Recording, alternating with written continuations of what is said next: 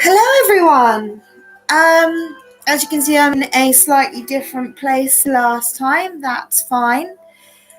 I hope you can hear the lovely background music. A big shout out to the YouTube channel Ambient World, who has given me many a relaxing afternoon in my classroom with beautiful music for the children in my class. Please comment. I will try and reply to chats as we go along. Right, okay. I'm a little bit sweaty at the moment. I have just done a massive workout with the children that I have had at school with me. Big shout out to all the kids at Paddockwood Primary School, those of you from Maskell's and Horseman Den as well. I hope you guys are all staying safe, and well done to those children who have worked really hard today with their home learning packs, and we've had a lot of fun today. Okay, so let's get started. We're on chapter 14, Cornelius Fudge. Harry, Ron and Hermione had always known that Hagrid had an unfortunate liking for large and monstrous creatures. During their first year at Hogwarts, he had tried to raise a dragon in his little wooden house, and it would be a long time before they forgot the giant three-headed dog he'd christened Fluffy. If, as a boy, Hagrid had heard that a monster was hidden somewhere in the castle, Harry was sure he would have gone to any lengths for a glimpse of it. He probably thought it was a shame that the monster had been cooped up for so long, and thought it deserved the chance to stretch its many legs. Harry could just imagine the 13-year-old Hagrid trying to fit a lead and collar on it. But he was equally certain that Hagrid would never have meant to kill anybody. Harry half wished he hadn't found out how to work Riddle's diary. Again and again, Ron and Hermione made him recount what he'd seen, until he was heartily sick of telling them, and sick of the long circular conversations that had followed. Riddle might have got the wrong person, said Hermione. Maybe it was some other monster that was attacking people. How many monsters do you think this place can hold? Said Ron dully. Well, I always knew Hagrid had been expelled, said Harry miserably, and the attacks must have stopped after Hagrid was kicked out. Otherwise Riddle wouldn't have got his award. Ron tried a different tack.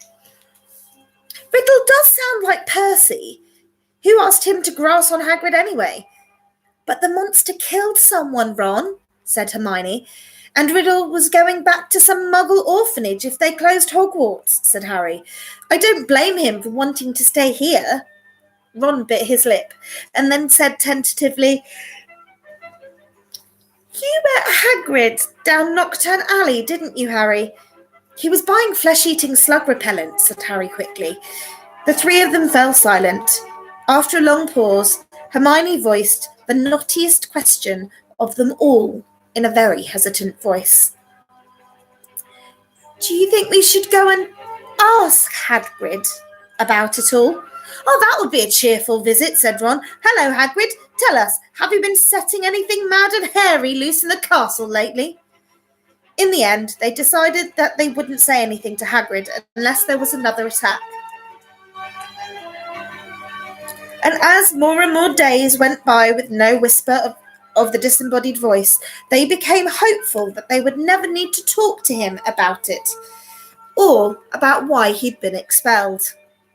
It was now nearly 4 months since Justin and Nearly Headless Nick had been petrified, and everybody seemed to think that the attacker, whoever it was, had gotten bored of his... And Peeves had gotten bored of his "Oh Potter, you rotter" song. Ernie Macmillan asked Harry quite politely to pass a bucket of leaping toadstools in herbology one day, and in March several of the mandrakes threw a loud, raucous party at the green, which made Professor Sprout very happy. The moment they start trying to move into each other's pots, we'll know they'll be fully mature, she told Harry. Then we'll be able to retrieve those poor people in the hospital wing. The second years were given something new to think about during their Easter holidays. The time had come to choose their subjects for third year, a matter that Hermione at least took very seriously. It could affect your whole future, she told Harry and Ron, as they pored over the lists of new subjects, marking them with ticks. I just want to give up potions, said Harry. We can't, said Ron gloomily. We keep all our old subjects. Or I'd have ditched Defence Against the Dark Arts. But that's important, said Hermione, shocked. Not the way Lockhart does it, said Ron. I haven't learnt anything from him except not to let pixies loose. Neville Longbottom had been sent letters from all the witches and wizards in his family, all giving him different advice on what to choose. Confused and worried, he'd sat reading the subject lists with his tongue poking out, asking people whether they thought arithmancy sounded more difficult than the study of ancient runes. Dean Thomas, who, like Harry, had grown up with muggles, ended up choosing... Sorry, that was an advert. Dean Thomas, who, like Harry, had grown up with muggles, ended up closing his eyes and jabbing his wand at the list, picking the subjects it landed on. Hermione took nobody's advice at all and just signed up for everything. Harry smiled grimly to himself at the thought of what Uncle Vernon and Aunt Petunia would say if he tried to discuss his career in the wizarding world with them. Not that he wouldn't get any guidance. Percy Weasley was eager to share his experience. Depends on where you want to go, Harry, he said.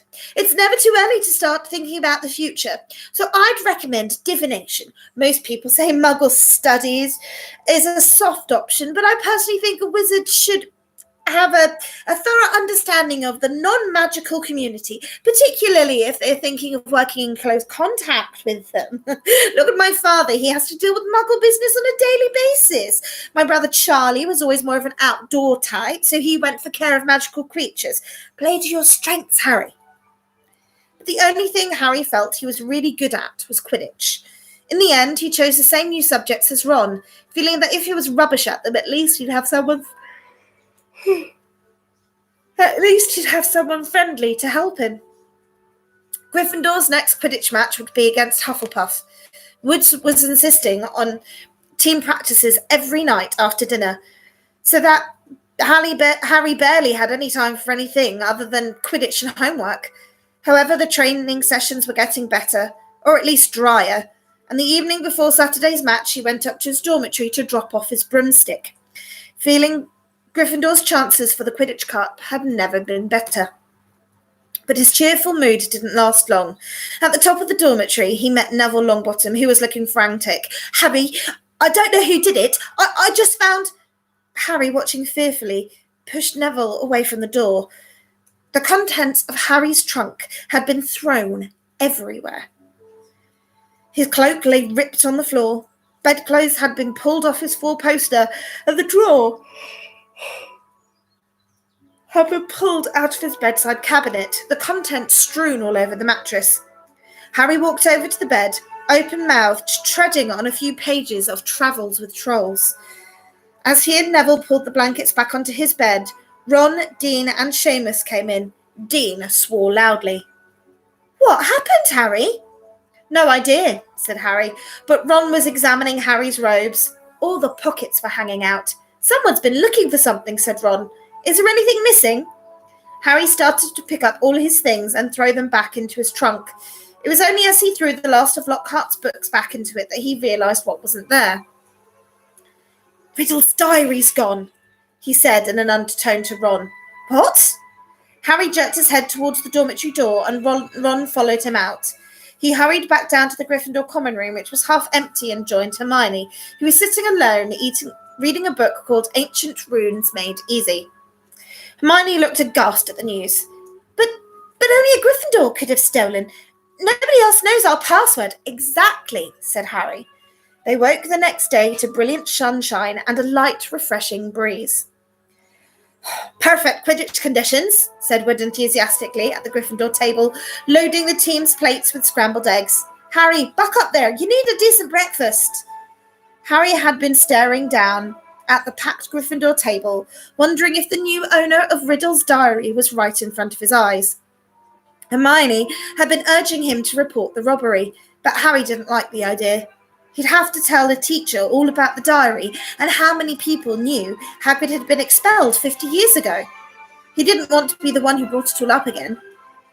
As he left the Great Hall with Ron and Hermione to go to collect his Quidditch things, another very serious worry was added to Harry's growing list. He'd just set foot on the marble staircase when he heard it yet again. That's what TikTok says. For feeling like you're in a way too specific club. Kill this time. Let me rip. Let me tear.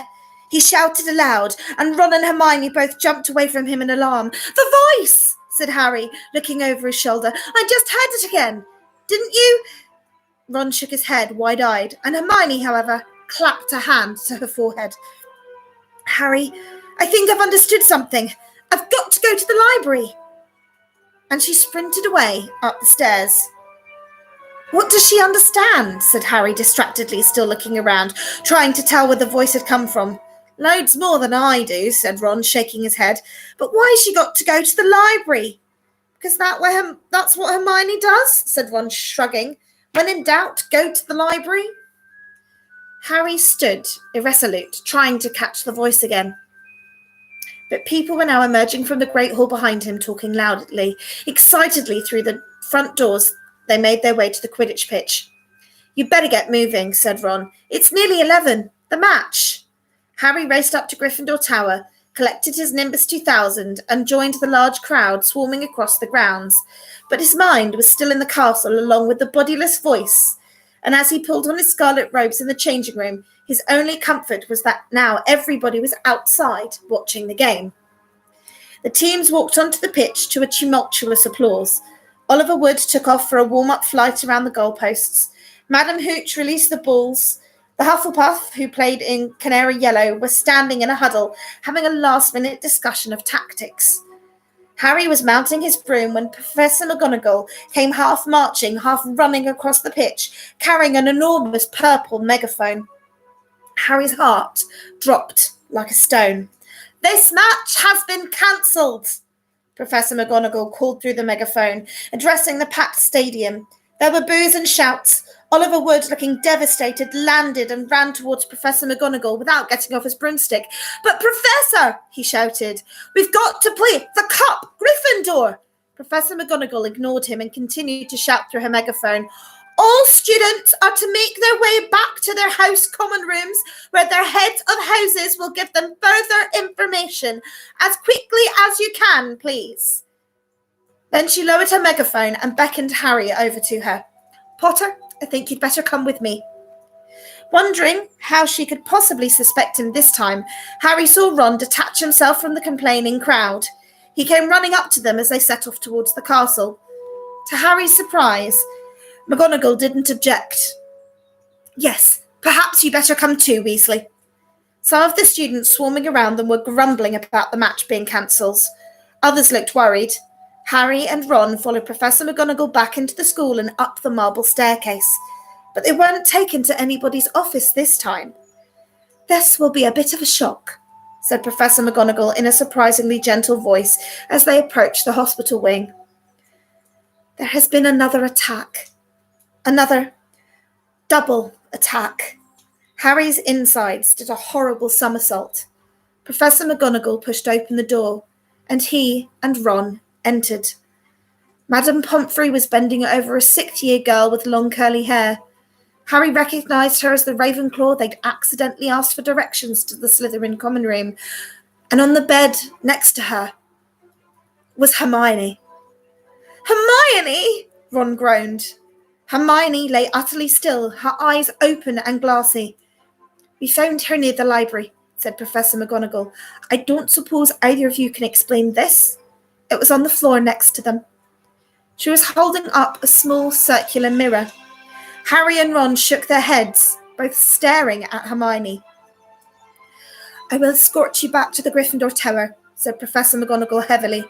I need to address the students in any case. All students will return to their house common rooms by 6 o'clock in the evening. No student is to leave their dormitories after that time. You will be escorted to each lesson by a teacher. No student is to use the bathroom unaccompanied by a teacher. All further Quidditch training and matches are to be postponed. There will be no more evening activities. The Gryffindors packed inside the common room, listening to Professor McGonagall in silence. She rolled up the parchment from which she had been reading and said in a somewhat choked voice, I need hardly add that I have already been so distressed. It is likely that the school will be closed unless the culprit behind these attacks is caught. I would urge anyone who thinks they might know anything about them to come forward. She climbed somewhat awkwardly out of the portrait hole, and Gryffindors began talking immediately. That's 2 Gryffindors down, not counting the Gryffindor ghost, 1 Ravenclaw and 1 Hufflepuff, said the Weasley friends Lee Jordan, counting on his fingers. Haven't any of the teachers noticed that the Slytherins are all safe? Isn't it obvious all this stuff is coming from Slytherin? Why don't they just chuck all the Slytherins out? He roared, to nods and scattered applause. Percy Weasley was sitting in a chair behind Lee, but for once he didn't seem keen to make his views heard. He was looking pale and stunned. Percy's in shock, George told Harry quietly. The Ravenclaw girl, Penelope Clearwater, she's a prefect. I don't think he thought the monster would dare attack a prefect. But Harry was only half listening. He didn't seem to be able to get rid of the picture of Hermione lying in the hospital bed, as though carved out of stone. And if the culprit wasn't caught soon, he was looking at a lifetime back with the Dursleys. Tom Riddle had turned Hagrid in because he was faced with the prospect of a Muggle orphanage if the school closed. Harry now knew exactly how he felt. What are we going to do? Ron asked quietly in Harry's ear. Do you think they suspect Hagrid? We've got to talk to him, said Harry, making up his mind. I can't believe it's him this time. But if he set the monster loose last time, he'll know how to get inside the chamber, and that's a start. But McGonagall said we've got to stay in the tower unless we're in class. I think, said Harry more quietly still, it's time to get my dad's old cloak out again. Harry had inherited just one thing from his father, a long silvery invisibility cloak. Hogwarts story. Choose your health. Create lasting friendships. Master powerful spells and potions. It's your Hogwarts story.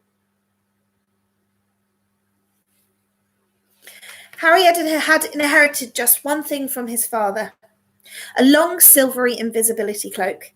It was their only chance of sneaking out of school to visit Hagrid without anybody knowing about it. They went to bed at the usual time, waited until Neville and Dean and Seamus had stopped discussing the Chamber of Secrets and finally fallen asleep. Then they got up, dressed again, and threw the cloak over themselves. The journey through the dark and deserted castle corridors wasn't enjoyable.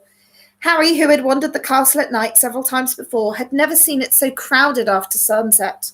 Teachers, prefects, and ghosts were marching the corridors in pairs, starting around for any unusual activity. Their invisibility cloak didn't stop them making any noise, and there was a particularly tense moment when Ron stubbed his toe only yards from the spot where Snape was standing guard. Thankfully, Snape sneezed almost exactly the moment Ron swore. It was then with relief that they reached the oak front doors and eased them open. It was a clear, starry night. They hurried towards lighted windows of Hagrid's house and pulled off the invisibility cloak only when they were right outside his door. Seconds later, Hagrid flung it open. They found themselves face to face with him aiming a crossbow at them. Fang the boarhound barking loudly behind him. "Oh," he said, lowering the weapon and staring at them. "What are you two doing here?" "What's that for?" said Harry, pointing at the crossbow as they stepped inside. Nothing. Hagrid muttered. "I've been expecting—" "Doesn't matter. Sit down. I'll make tea." He hardly seemed to know what he was doing. He nearly extinguished the fire, spilling water from the kettle on it, and then smashed the teapot with a nervous jerk of his massive hand. "Are you okay, Hagrid? Did you hear about Hermione?" "Oh, I heard that, all right," said Hagrid, a slight break in his voice. He kept glancing nervously at the windows. He poured them both large mugs of boiling water. He'd forgotten to add tea bags. And was just putting a slab of fruitcake on a plate when there was a loud knock at the door. Hagrid dropped the fruitcake. Harry and Ron exchanged panic-stricken looks when they then threw the invisibility cloak back over themselves and retreated into a corner. Hagrid checked that they were hidden, seized his crossbow, and flung open the door once more. "Good evening, Hagrid." It was Dumbledore. He entered looking deadly serious and was followed in a second by a very odd-looking man. The stranger was a short, portly man with rumpled grey hair and an anxious expression. He was wearing a strange mixture of clothes, a pinstriped suit, a scarlet tie, a long black cloak, and pointed purple boots. Under his arm he carried a lime green bowler hat. "That's Dad's boss," Ron breathed. "Cornelius Fudge, the Minister for Magic." Harry elbowed Ron hard to make him shut up. Hagrid had gone pale and sweaty. He dropped onto one of the chairs and looked from Dumbledore to Cornelius Fudge. "Bad news, Hagrid," said Fudge in rather clipped tones. "Very bad business. Had to come. 4 attacks on Muggleborns. Things have gone far enough. Ministry's got to act." "I never," said Hagrid, looking imploringly at Dumbledore. "You know I never, Dumbledore, sir." "I want it understood, Cornelius, that Hagrid has my full confidence," said Dumbledore, frowning at Fudge. "Look, Albus," said Fudge uncomfortably, "Hagrid's record is against him. Ministry's got to do something. The school governors have been in touch." "Yet again, Cornelius, I tell you that taking Hagrid away will not help in the slightest," said Dumbledore. His pale blue eyes were full of a fire Harry had never seen before. "Look at it from my point of view," said Fudge, fidgeting with his bowler. "I'm under a lot of pressure. Got to be seen to be doing something. If it turns out Hagrid hadn't done anything, he'll be back and no more said, but I've got to take him. Got to. Wouldn't be doing my duty." "Take me?" said Hagrid, who was trembling. "Take me where?" "For a short stretch only," said Fudge, not meeting Hagrid's eyes. "No, not a punishment, Hagrid, more a precaution. If someone else is caught, you'll be up with a full apology." "Not Azkaban," croaked Hagrid. Before Fudge could answer, there was another loud rap on the door. Dumbledore answered it. It was Harry's turn for an elbow in the ribs. He'd let out an audible gasp. Lucius Malfoy strode into Hagrid's hut, swathed in a long black travelling cloak, smiling, a broad, satisfied smile. Fang started to growl. "Already here, Fudge? Good, good. What are you doing here?" said Hagrid. "Get out of my house!" "Dear man, please believe me, I have no pleasure at all being inside your... do you call this a house?" said Lucius Malfoy, sneering as he looked around the small cabin. "I simply called at the school and was told that the headmaster was here." "And exactly what did you want with me, Lucius?" said Dumbledore. He spoke politely, but there was a fire still blazing behind his blue eyes. "Dreadful thing, Dumbledore," said Mr. Malfoy lazily, taking out a long roll of parchment, "but the governors feel it's time for you to step aside. This is an order of suspension. You'll find all 12 signatures on it. I'm afraid we feel you're losing your touch." "How many attacks have there been now?" "No, 2 more this afternoon, wasn't it? At this rate, there'll be no Muggleborns left at Hogwarts. We all know what an awful loss that would be to the school." Now, see here, Lucius," said Fudge, looking alarmed. "Dumbledore suspended. No. The last thing we want now, the appointment or suspension of the headmaster is a matter of the governors, Fudge," said Malfoy smoothly. "And as Dumbledore has failed to stop these attacks... Now, Lucius, If Dumbledore can't stop them, said Fudge, whose upper lip was sweating now. I mean to say, who can? That remains to be seen, said Mr. Malfoy with a nasty smile. But as all 12 of us have voted, Hagrid leapt to his feet, his shaggy black head grazing the ceiling. And how many did you have to threaten and blackmail before they agreed, Malfoy, eh? He roared. Dear, you know that temper of yours will lead you into trouble one of these days, Hagrid, said Mr. Malfoy. I would advise you not to shout at the Azkaban guards like that.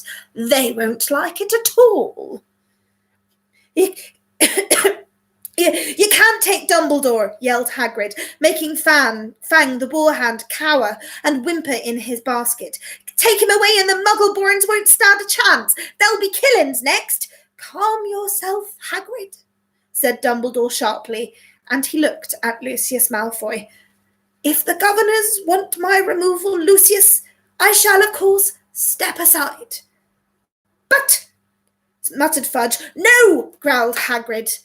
Dumbledore had not taken his bright eyes off Malfoy's cold grey ones. However, said Dumbledore, speaking very slowly and clearly so that none of them could miss a word, you will find that I will only truly have left this school when none here are loyal to me. You will also find that help will always be given to those at Hogwarts who ask for it. For a second, Harry was almost sure Dumbledore's eyes flitted across the corner where he and Ron stood hidden. Admirable sentiment, said Malfoy, but bowing. We shall all miss you, highly individual way of running things. Albus, and I only hope your successor will manage to prevent any, killings. He strode to the cabin door, opened it, and bowed Dumbledore out.